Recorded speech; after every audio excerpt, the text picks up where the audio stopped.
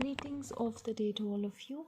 Welcome to the 17th lecture on basic electrical engineering, which will also be our culminating lecture for this semester. This is going to be a brief introduction to three-phase AC circuits.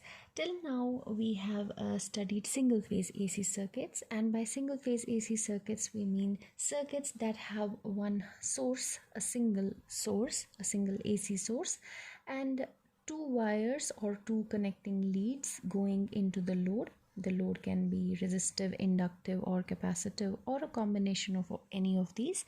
And what we know so far is that the load is single phase, so just one load and two connecting leads going to this load. When we talk about our present AC transmission networks, generation transmission networks, most of the AC generation as well as transmission is three-phase in nature. So this brings us to the concept of polyphase AC networks. In polyphase AC networks, you can have a number of AC sources being part of a common network, interconnected AC sources that have the same peak amplitude and they have the same frequency, but these voltage sources have different phases with respect to each other. And then there can be a number of such phases. You can have two-phase networks, you can have two-phase or three-phase sources, you can have five-phase sources, or six or even nine-phase sources. There's no limit to the number of phases, maximum number of phases. But yes, the most common polyphase network is a three-phase AC network. The three-phase AC network is the most common AC network. So basically the three-phase system consists of three AC voltages which have the same peak value, which is a characteristic feature of polyphase system, that all constituting voltages have the same peak value. So all the three voltages of a three-phase system have the same peak value Vm. So this is Vm, this is 180 degrees, and this is 360 degrees, and each segment over here is 60 degrees. So this is 60, 120, 180, 240, 300 and 360, right? So this is one phase of the network. I can call this phase as phase A. So this is a voltage VA. Then the other voltage will have the same frequency, it will have the same amplitude Vm, but it will have a phase difference of 120 degrees. So it will be lagging behind the phase A voltage VA by 120 degrees. So I will start 120 degrees later, and then complete my cycle like this. So this is my second voltage with the same peak amplitude as the first voltage, the same frequency, but yes, there is a phase difference of 120 degrees. So this signal, the second line, the second voltage is my I can call it VB. And then the third phase voltage further lags behind the second voltage by 120 degrees, or with respect to the first voltage it lags by 240 degrees. So I can say that this is how my third signal will look like, and this will continue. Again, the third signal will also have a peak amplitude of Vm, and it will have a further phase delay of 240 degrees with respect to the first signal, and apart from that it will have the same frequency. So a polyphase system, whether it's a three-phase system or a multi-phase system, it is characterized by the same peak voltage, the same frequency, F or omega as you may call it in terms of radian per second, and it has each phase of the polyphase system has a different phase angle. The phase angles are different. In case of a three-phase network, this phase angle is 120 degrees. So each voltage signal, there are three voltage signals, and each voltage signal is 120 degree apart. So why did we even come to three-phase AC networks? So basically, there are a few reasons for generation of three-phase AC networks. I have previously also discussed the war of currents with you, and you know that initially your entire generation, transmission, and distribution was in the form of DC, which was mostly, that work was propagated and popularized by Thomas Alva Edison and his company. And then around the same time, a little later, came the AC networks that were patented by Nikola Tesla through his company called through the company that he worked for, which was called Westinghouse, and they mostly worked with AC circuits. And then there was a war between which of the two is better, whether DC is better or AC is better. But one of the major reasons as to why AC won, and why it is currently the biggest means of generation, transmission, and distribution, is because of the reason that Tesla came up with polyphase AC systems. And when they came up with polyphase AC systems, particularly three-phase AC systems, these three-phase AC systems showed a number of advantages. The biggest advantage was that three-phase power was constant in nature, whereas when you talk about single-phase AC power, it is pulsating. If you see single phase AC power, instantaneous power, it is pulsating in nature. You saw in the single phase AC power analysis that this power was oscillating or pulsating at twice the frequency of the available voltage when we're doing analysis of single phase AC power. Although DC power is constant, but single phase AC power is pulsating. In this case, you could see that DC has an advantage, that the DC power is constant. However, when you talk about three-phase AC power, we will solve it later on. We will see that even the three-phase instantaneous AC power is also constant in nature. So that way, they become equally advantageous. Now, the second most important advantage of polyphase AC systems, especially three-phase AC systems, was Tesla also came up with three-phase machines, which is a three-phase induction motor, the three-phase synchronous machines, the three-phase generators, as well as three-phase motors. And all three-phase motors are, especially three-phase AC motors, they are more economical, they are more robust, they have better performance as compared to DC motors or single-phase motors.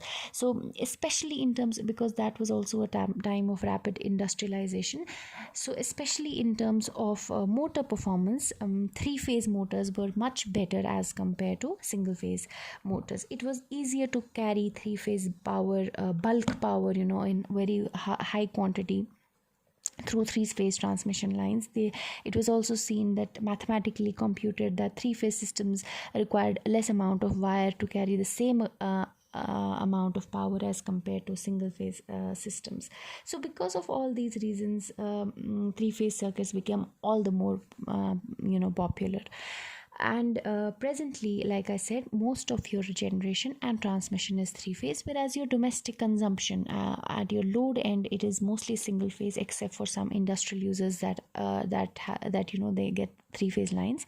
But mostly on the consumer end, we use single phase supply. However, generation and transmission happens as three-phase.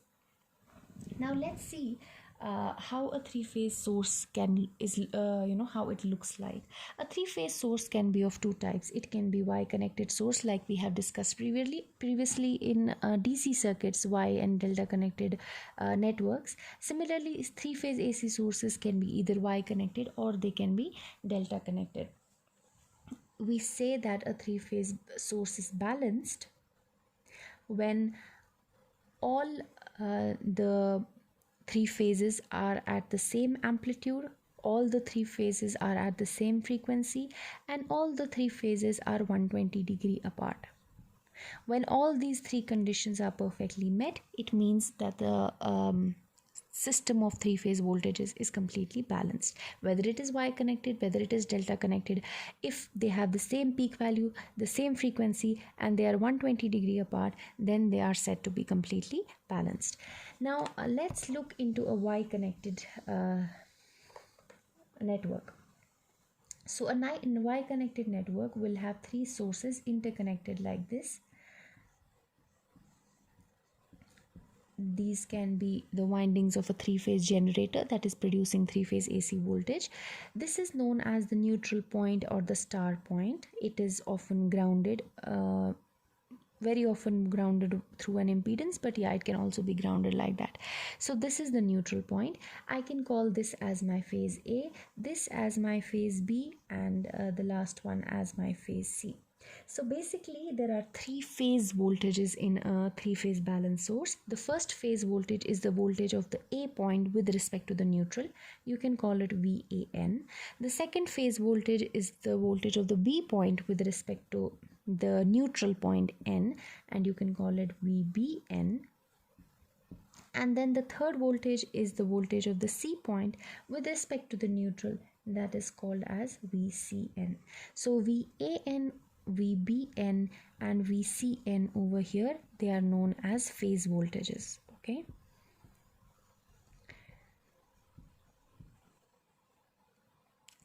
Now when you talk about phase voltages, you also simultaneously you can also talk about line voltages. Now what do you mean by line voltages? Phase voltages are the voltages of each phase with respect to, or each line with respect to the neutral. So once you have three lines A, B and C, this becomes your set of transmission lines, and there is also a fourth line which is your neutral wire, right? So this is your A line, this is your B line, and this is your C line, and there is also a neutral wire. The potential of each line with respect to the neutral is your phase voltage, and there is another potential, that is the potential in between the lines, that is VAB, VBC and VCA.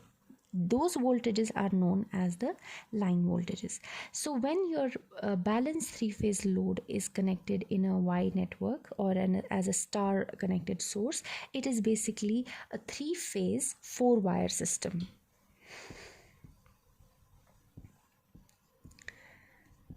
Three-phase four-wire system means there are three lines or three phases, and then there is also a neutral point with respect to which you measured each voltage, because I have also previously told you voltage at a particular point is not independently defined. It is defined with respect to some other point, and that reference point over here is the neutral. So you have three phase voltages.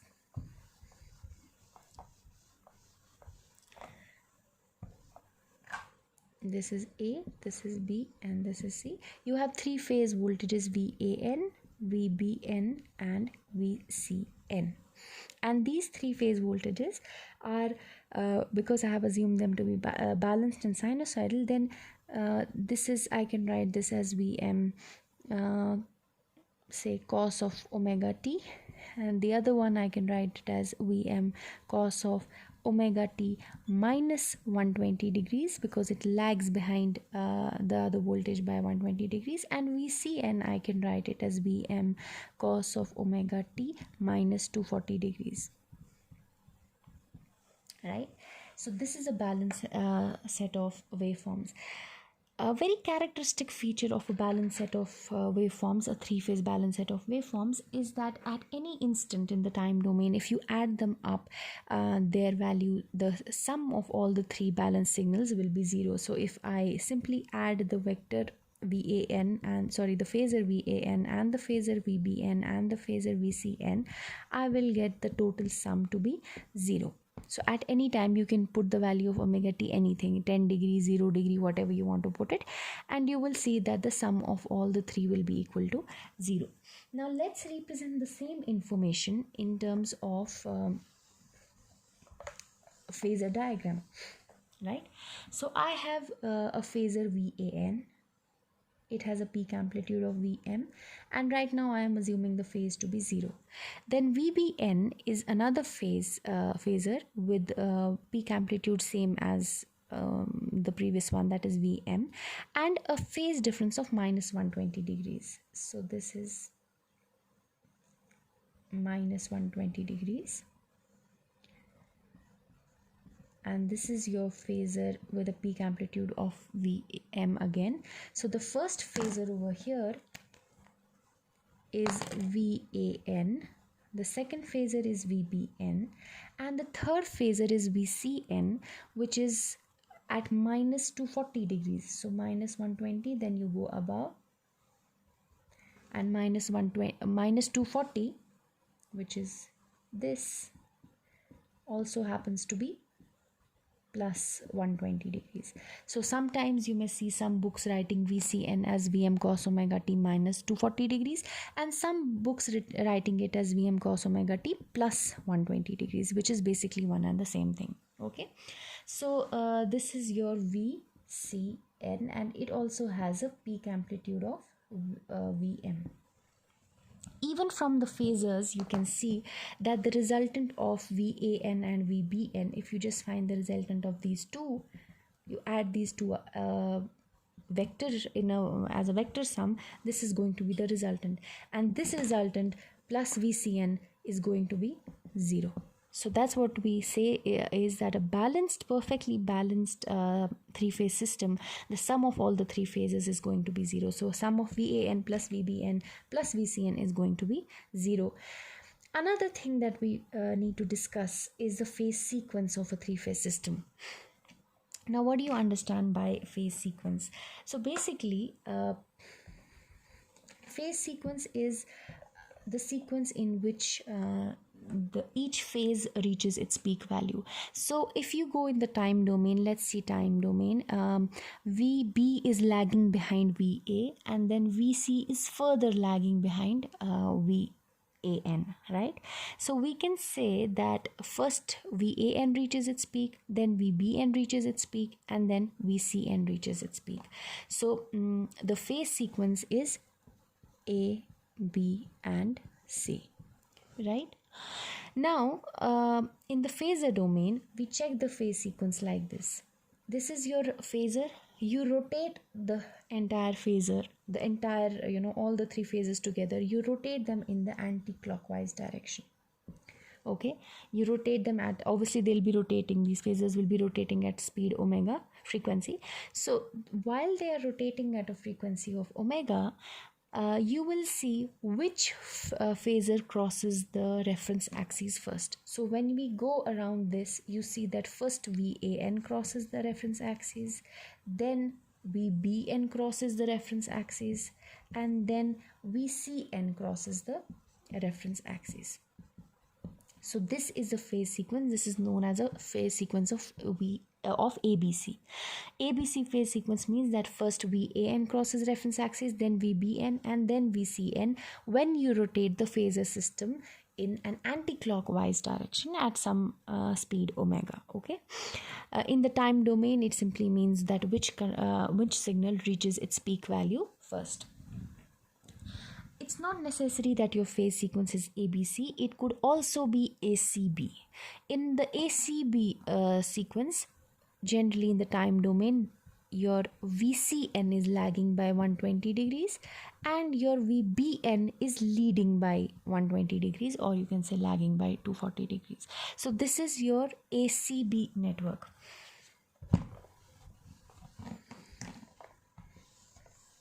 Your ACB sequence.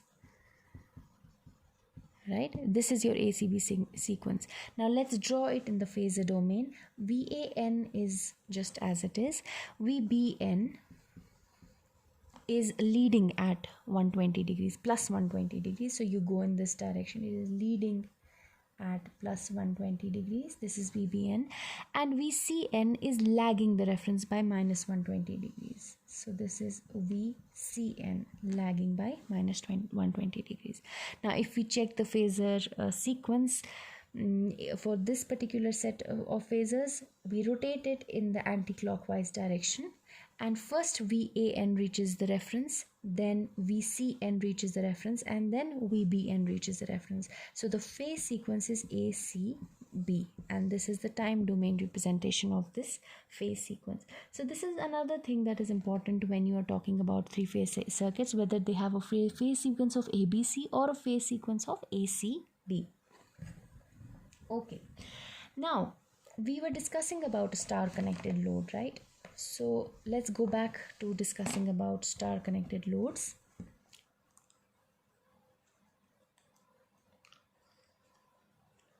Star connected sources. And we had seen that a star connected source is a 3-phase 4-wire system. You have phase A, you have phase B, you have phase C, they might be all coming from the same generator, and you have a neutral wire with respect to which each potential is measured. And all these voltages with respect to the neutral, they are known as the phase voltages. So this is you can call it Vm at an angle of 0 in terms of phasors. You can call Vbn as Vm at an angle of minus 120 degree. We are assuming a phase sequence of ABC, okay? And Vcn, you can say it is Vm at an angle of plus 120 degrees. So all these three voltages are known as the phase voltages. Apart from the phase voltages, there is also something known as the line voltages. Now, what are line voltages? These are voltages between the lines. They are also known as line to line voltage or simply line voltage, which means voltage between this point and this point, this point and this point, and this point and this point. So these voltages could be VAB, VBC, or VCA. Okay, so these are your line voltages. Let's try to find the line voltage. Let me take this part of the circuit. I have two sources, a neutral. Okay, let me just delete this part for now and look at only this part of the circuit, right? So this voltage I have to find, let's call it VAB, right? And this voltage is VBN, so this is VBN. And then if this is negative and this is positive, this voltage is VAN. Let's try to write the KVL. Let's go from the voltage rise and take it as positive. So VBAB, and then there's a voltage drop, so minus VAN. Then there is again a voltage rise, so plus VNB, because you're going from N to B, plus VNB is equal to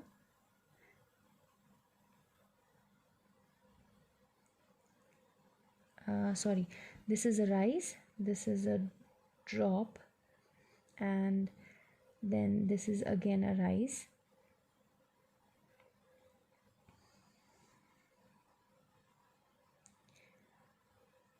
Sorry, this is positive and negative. I have made a mistake over here. Okay, this is minus plus, plus minus, and let's take this as plus minus. Okay, yeah, so this is a drop, and then minus VNB again is a drop. The whole thing is equal to 0, right? So I just took a portion of this circuit which will give me the voltage VAB. This point I have taken it as minus, this point I have taken it as positive. So this is a voltage rise, I take it as VAB. Then there is a voltage drop, so that is minus VAN, another voltage drop, so minus VNB, and this is equal to, total is equal to 0. I can also write this as VAB minus VAN plus VBN, because VNB will simply be equal to minus of VBN is equal to 0. From this I know that VAB is equal to VAN minus VBN. Similarly, VBC will be equal to VBN minus VCN, and VCA will be equal to VCN minus VAN. Okay, so this was all about your line voltages. Let's try to solve for these line voltages. Let's solve for VAB. It is VAN minus VBN. So it is VM at an angle of 0 minus VM at an angle of minus 120. If I solve it, I will get this is VM cos of 0 is 1 plus J sine of 0, so that is 0, minus cos of minus 120, that is minus 1 by 2, sine of minus, so let me write plus j, sine of minus 120, that is minus root 3 by 2. So this is minus root 3 by 2, right? So I can say this is equal to Vm into 1 plus 1 by 2, that is 3 by 2, and this is plus root 3 by 2 j, right? If I try to find the magnitude, this will be 9 by 4 plus 3 by 4, that is 12 by 4. 12 by 4 is 3, right? So that is under root 3, the magnitude is under root 3. Vm and the theta is tan inverse root 3 by 2 divided by 3 by 2, that is tan inverse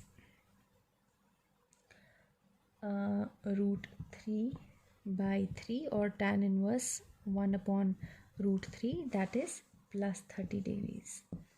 Okay, so this is what we get. What we get is that if this is what we got from the analysis, that if VAN is Vm at an angle of 0 and VBN is the other phase Vm at an angle of minus 120, then the line voltage is simply V root 3 times Vm at an angle of plus 30. This is your line voltage, which means that the line voltage is root 3 times in magnitude as compared to the phase voltage, and it also leads the phase voltage by 30 degrees. Okay, which means that if this is my phase voltage VAN, let's say it's VAN, then VAB will be leading it. It will reach its peak before, and its peak will also be higher than the peak of your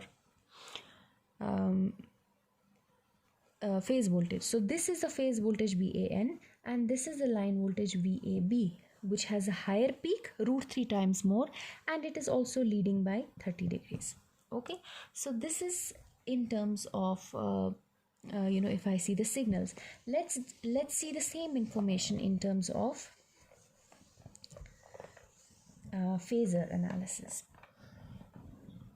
So I have, this is VAN, this is VBN at minus 120 degrees, and this is VCN at another plus 120 degree from here, or minus 240 from here. Now VAN minus VBN is VAB, right? VAB is VAN minus VBN. Minus VBN is this much. The resultant of these two is, let's make shorter vectors so I don't exceed. Okay, so I've made a smaller system, right? This is VAN, this is VBN, this is VCN, and this over here is simply VBN negative, or you can say VNB or minus VBN, right? The resultant of the two is VAB, so the resultant of the two is this one, and this is VAB. Okay, similarly, if I want to draw VBC, VBC will be equal to VBN minus VCN. VBN is this minus VCN,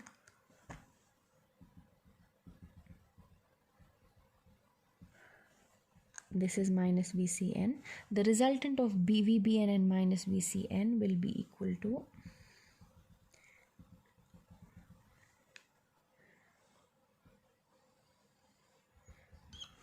VBC, and then finally if you want to find VCA, it will be VCN minus VAN, and this will be equal to this is VCN minus VAN will be this is minus VAN. The resultant of these two is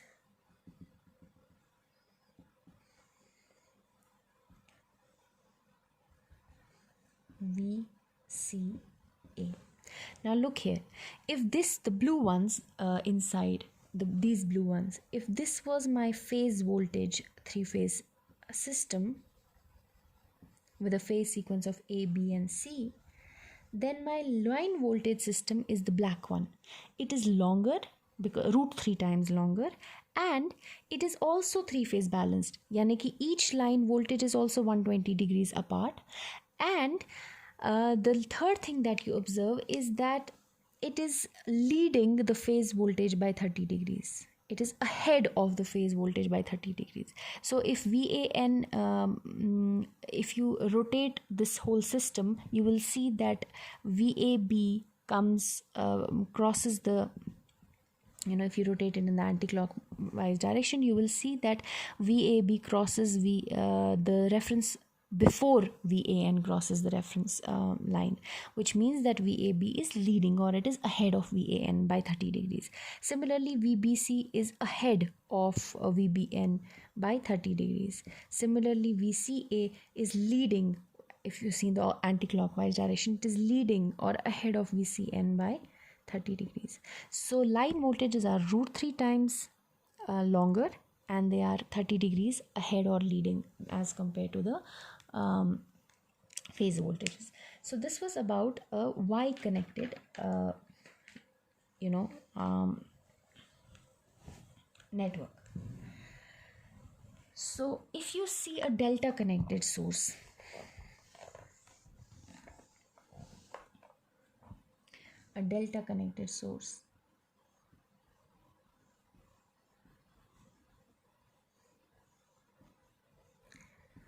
let's say this is A, this is B and this is C. In this case, you do not have any neutral point.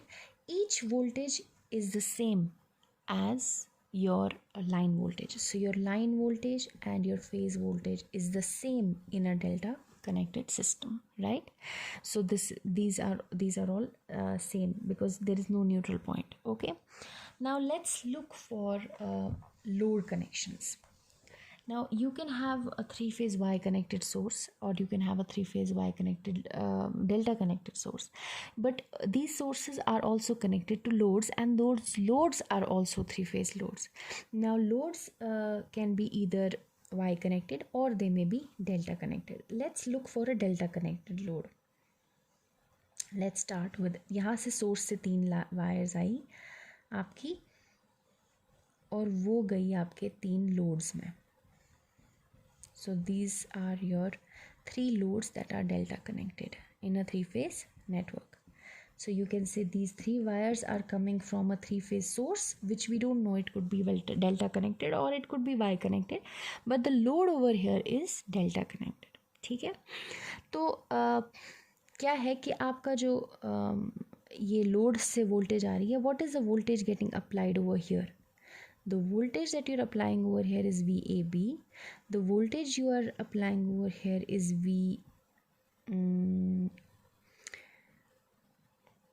if you take this convention,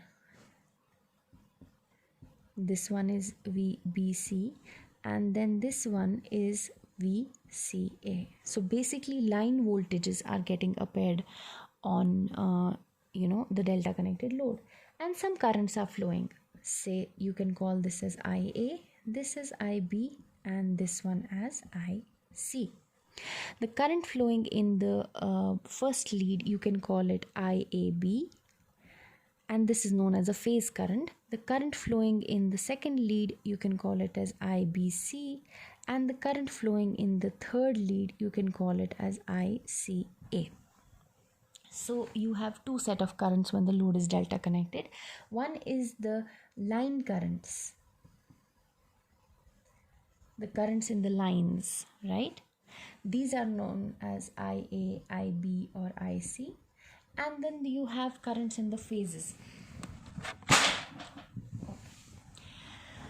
You have currents coming in the phases, that is IAB, IBC, and ICA, these are known as the phase currents. Now for a delta connected load, we have to find the relationship between line currents and phase currents. Let's try to solve for that.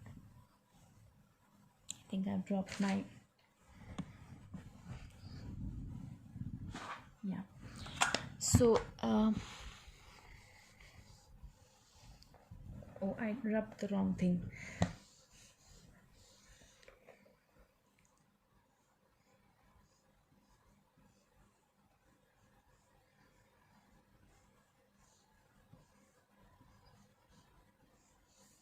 This is IA, this is IAB, this is point A, this is point B, this is IBC, and this is ICA.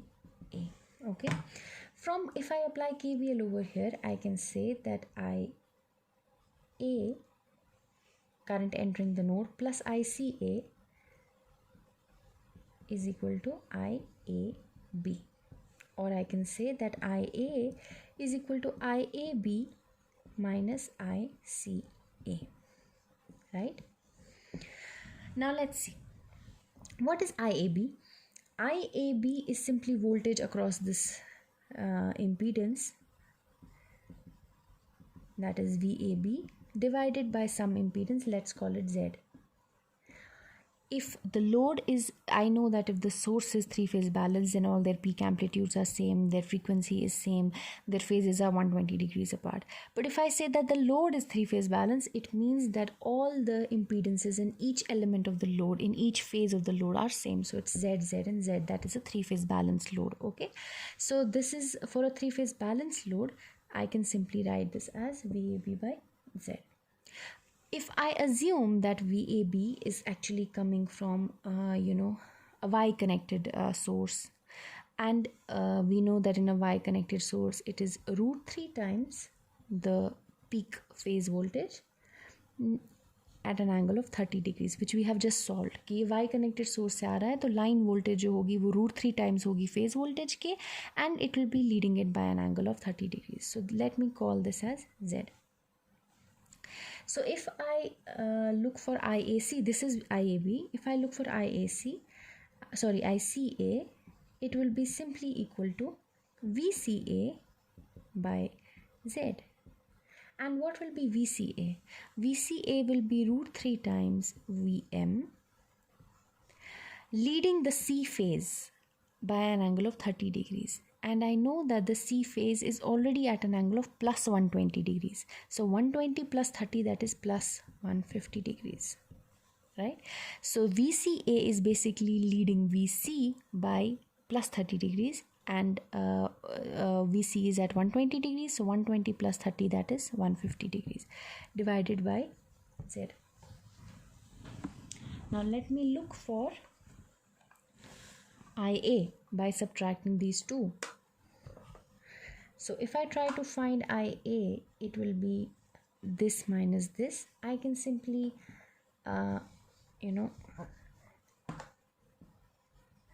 take IAB common. I can take root 3 VM at an angle of 30 degrees by Z as common, and then I will get 1 minus root 3 VMZ is common, and out of 150 degrees I have taken out 30 degrees, so what is left is 120 degrees. When you multiply them, the angles will simply add up and become 150, right? So this is 1 at an angle of 120 degrees. Let me solve this further. I will have IA. What is this equal to? This is simply equal to IAB, right? This is IAB, and then this is 1 minus 1 at an angle of 120 degrees. So I can write this as cos of 120, that is minus 1 by 2, plus sine of 120, that is plus j root 3 by 2. So this is 3 by 2. Okay, and sorry, there is a minus sign, right? So if yeah, this is a sign of so this is your line current in terms of the phase current. This is line current, this is phase current. If I solve this further, I will get IAB into root 3 at an angle of minus 30 degrees. So there is a phase lag. So in case of a delta connected load, if you see the currents, you will see that the currents in a delta connected load are related as, if IAB is the phase current, then IA is the line current.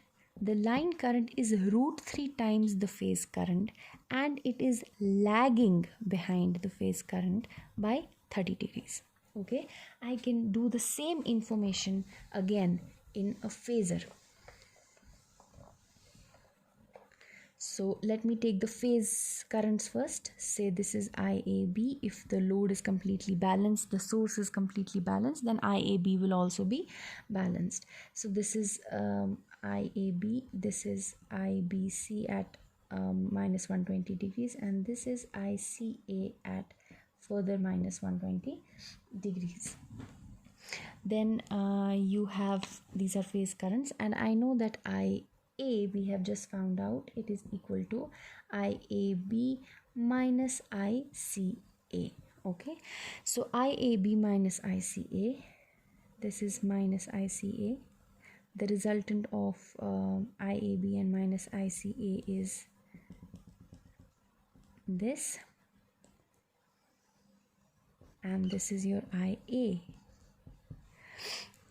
So it is longer than IAB, than each phase current. The line current is longer by root 3, and it is lagging by minus 30 degrees. You can say if you move in the anti-clockwise direction, then the phase current reaches first and then the line current follows, which means that the line current is lagging. Okay, I can find the other line currents as well. IB, let's find IB. It will be equal to IBC minus IAB. Okay, so IBC is this minus IAB will be this, and the resultant of the two will be this blue line. This is IB. It is lagging behind. Go in the anti-clockwise direction. IBC comes first, then IB comes. So it is lagging behind IBC by 30 degrees, and it is longer by root 3. Similarly, if I want to find IC, it will be ICA minus IBC. ICA is this, IBC minus is this, and if I find the resultant, it is going to be like this, and it will be lagging behind ICA by minus 30 degrees. This is IC. Lagging because when you go in the anti-clockwise direction, first ICA comes, then first ICA, the phase current will come, and then IC will come. Okay, so this is your this one is your, the blue system is your system of line currents. It is longer and taller, you can say, and it is lagging behind the phase currents by 30 degrees, and it is also 3-phase balanced. You can see that internally each blue line has a phase difference of 120 degrees. So this was about delta connected load. If you have a Y connected load, then in that case you can say that for a Y connected load,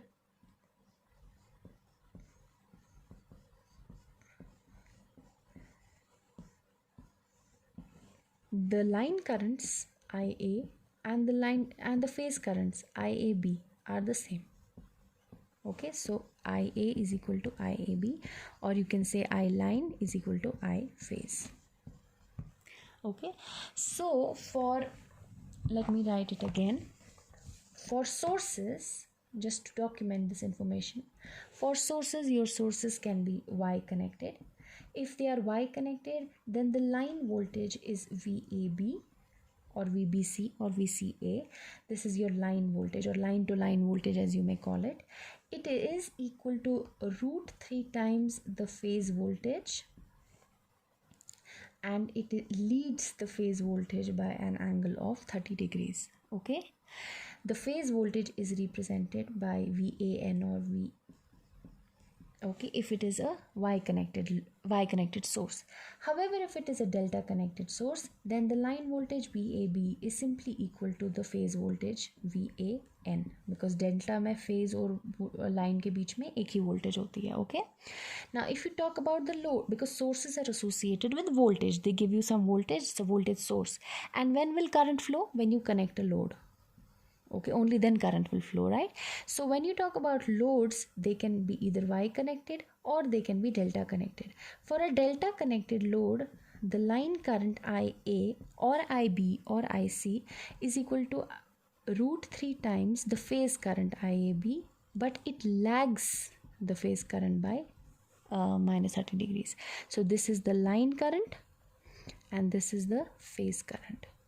I hope you do not get confused that AB represents line to line when you're talking about voltages. However, AB represents phase in delta connected loads. Okay, so don't get confused. And then you have a Y connected load. Then in a Y connected load, you know that the line voltage is the line current is simply equal to the phase current. So this is line current, this is phase current, and they are equal. And if you can have a combination, you can have a Y connected source with a Y connected load, a delta connected source with a delta connected load, delta with Y or Y with delta, so you have 4 combinations possible. Now the last thing that I want you to do in this lecture is just see a little about 3-phase power.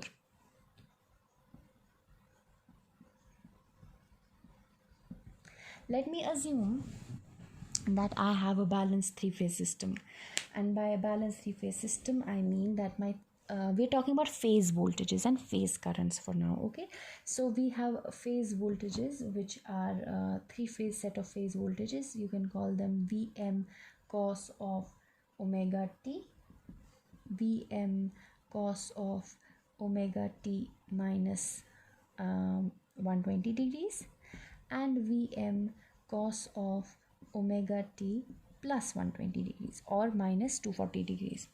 Then corresponding to these phase voltages, I have 3-phase currents flowing, I 3-phase, which is say Im cos of omega t minus theta, where I say that theta is the voltage is the angle by which the current lags behind voltage. Okay, and the other phase is Im cos of omega t minus 120, that is the phase of the corresponding voltage, minus theta, that is the current's own phase, and then Im cos of omega t plus 120 degrees minus theta because of the current lag, right? Now I want to find the instantaneous 3-phase power P of t. It will be simply single phase power, these two, product of these two, then plus product of these two, plus product of these two. So I can write it as Vm cos omega t minus theta. So cos A cos B is actually equal to 1 upon 2. So that 2 goes here. Cos A plus B plus cos A minus B. So cos A plus B, that is 2 omega t minus theta, plus cos A minus B, that is omega t minus omega t plus theta. So that is plus cos of theta. Similarly, these two, when I product, it will be 1 by 2, that is already 2 is taken out. Cos of A plus B, that is 2 omega t minus 240 minus theta plus cos of theta, and finally plus cos of 2 omega t plus 240 minus theta plus cos of theta. So this is my instantaneous power, and if I try to find my instantaneous power, this will I can just substitute 2 omega t minus theta as, say, delta, right? So I can write this as cos of delta, and this I can write as delta minus 240. So this is delta minus 240, and this I can write as delta plus 240. So this is delta plus 240. right? So I can simply find my instantaneous power. Again, it will be Vm Im by 2 3 cos theta plus cos of delta. This is cos of a plus b plus cos of a minus b, that is 2 cos a cos b. So cos of 240 is minus 1 by 2 into 2, that makes it minus 1. So this and this will go. So what I get over here is P of t is equal to Vm by root 2 into Im by root 2. I can write it like that. So this is Vrms into IRMS, right? I've changed the peak values into RMS values. Just split this 2 into root 2 into root 2. So this is the Vrms and this is the IRMS in terms of the phase voltages, okay? Into 3 into cos of theta. Theta is fixed, that is the phase difference between each voltage and current. So once theta is fixed, RMS value is fixed, 3 is fixed. The instantaneous power in three-phase systems is constant. If you see the instantaneous power in single phase AC systems, it had a 2 omega t term. Go back into the analysis and see it has a 2 omega t. It is time dependent, but it's not constant, it's time varying. In fact, it was pulsating at twice the frequency. However, the instantaneous power of a three-phase system is constant, just like DC power. That is the best part about multi-phase polyphase systems, that instantaneous power is also constant. Okay. Now we got the expression of power in terms of the phase voltages. If it is the source, if the source suppose is I want the information in terms of line voltages. So if the source is a Y connected source, then I know that the phase voltage will actually be the line voltage divided by root 3. अभी हम सिर्फ magnitude की बात कर रहे हैं, because these are RMS values, which is just the magnitude. And if it is a Y connected system, okay?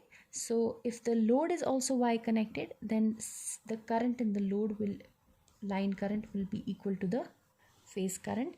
So this will be cos of theta, or I can say root 3 VLIL cos of theta in terms of line voltages and line currents. This one was in terms of phase voltages and phase currents. Three phases, simply you're clubbing together each phase. So this is a 3 factor. But if you're taking if you're taking the line voltage and the line currents, it becomes root 3. This was when I assumed everything to be Y connected, right? Let's see if they are delta connected. If they are delta connected, then the phase voltage is the same as the line voltage, that is VL. However, if this is a phase current, then the line current will be equal to, then I can say that phase current is equal to line current divided by root 3, right? So I can write IL by root 3 over here into cos of theta. So if it is a delta connected load, even then it becomes VLIL under root 3 cos of theta. So I get the same expression for power in terms of the line voltages, irrespective of whether it is Y connected or delta connected. So that is another benefit of that was another aspect of your three-phase systems. So from this analysis, we will also do our final conclusion that the active power, whether it is instantaneous or average, it is the same, because now it's constant. तो इसको average भी करोगे तो फिर भी वही value आएगा. The average power is root 3 VLIL cos of theta. The reactive power is root 3 VLIL sin of theta. And the complex power is 3 times phase voltage into phase current conjugate, if you see phasors, okay?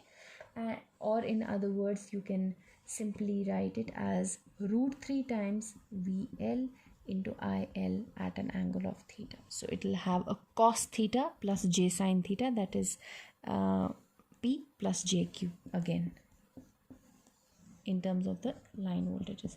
So these expressions, you should, they should be at the tip of your tongue, because you're going to live with them for the rest of your lives. And with that, we end our course on basic electrical engineering.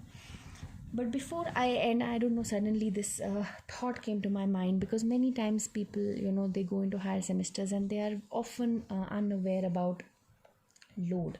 So basically, when we talk about, generally you may have current sources also, but generally when you talk about a source, you talk about a voltage source in a power system. Okay, and whenever you talk about, so suppose this is your bus where you have some voltage coming into the system and this is the ground, and then you have a number of loads can be connected to the system. Okay, so basically when I say that I have connected load, what does it mean? It means that to this source of voltage I have connected say some resistance. This is also the ground point, this is also the ground point, and I can say I have connected some resistance, right? And when I connect some load, current begins to flow, right? Now many times people say that this discussion is not related to the course, it's just some basic concept that I felt like discussing with you. Okay, so many times we say that the load has been increased, or you say that in your houses, if you're paying for electricity, you say that this time the electricity bill was more because the load was more. What do you mean by the load was more? It means that you were drawing more current from the system. And when you are drawing more current from the system, when will that happen? When you go on increasing the load on the system. So many times people have this confusion that load means resistance. Okay, so people think that we are increasing the resistance in the system, but no, load term is generally used interchangeably with current. Greater the load means greater the current you're drawing from the circuit, and hence greater the power you're drawing from the from your source, from your grid. So how do you draw more power? Is by connecting more additional loads in parallel. So you're basically increasing the resistances, but in parallels. So this is your house, then this is somebody else's house, this is somebody else's house, and they are all connected in parallels. And as more houses turn on their loads, all these resistances add up in parallels, the effective resistance is reduced and the current is increased. So increasing the load basically means increasing the current or increasing the power drawn by the source, or you can say V square by R, because voltage is constant here on this bus. So when you are adding loads, you are basically decreasing the resistance and you are increasing the power consumption, or you can say you're increasing the current drawn from the grid. And that is what you mean when you say that you have increased the load.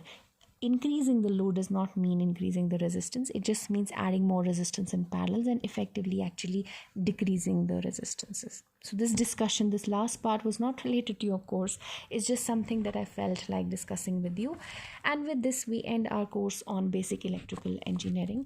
I hope you learned something throughout this course. I can assure you that not just you, I'm sure even I learned a thing or two while trying to teach you this course.